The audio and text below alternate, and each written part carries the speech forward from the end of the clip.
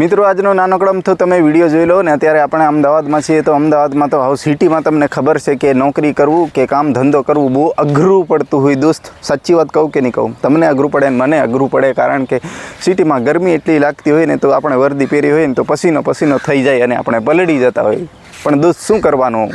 હા, આપણે છે ને ઓપ્શન નથી કોઈ કે કાં તો ભણી ગણીને નોકરી કરો તો પછી જ્યાં સુધી આપણે આ નોકરી કરીએ ત્યાં સુધી આપણે આ પસીનું પાડવું પડે ઉનાળામાં, અને પછી શિયાળો આવે તો ઠંડી બેઠવું પડે, અને ચોમાસું આવે તો વરસાદ બેઠવું પડે. આવું બધું ચાલ્યા કરતો હોય દોસ્ત. બાકી પૈસા આપણને જરૂરી છે જિંદગીમાં, એટલે આવું કરવું પડે. તો બી આપણને ખબર છે કે આવી કોઈ બી નોકરી કરીએ કે એકલા નોકરી કરીએ ને આપણી પાછળ 2-3 જણ હોય કે એકલા 2 જણ હોય તો બી આપણને અઘરું પડતું હોય જીવવાનું.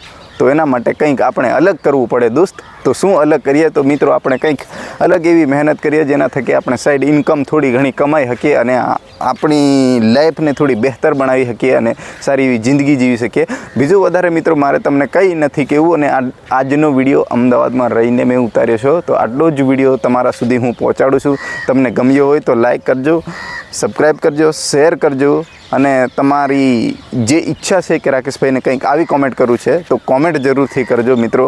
વધારે મારે તમને કંઈ કહેવું નથી, કારણ કે આપણે બધા સાથે મળીને કંઈક કરીશું, કામ કરીશું અને એકબીજાના વિચારો આપણે સાંભળશું તો આપણે જિંદગીમાં જલ્દી આગળ વધીશું. બાકી એમ તો આપણે એકબીજાને જોઈને એવું વિચારશું કે આ આગળ વધશે તો આ હું શું કરીશ, આને કંઈ મહેનત મતલબ સપોર્ટ નહીં કરું, આવું બધું તમે વિચારશો તો આપણે પાછળ રહી જશું ને એ માણસ આગળ જતો રહેશે.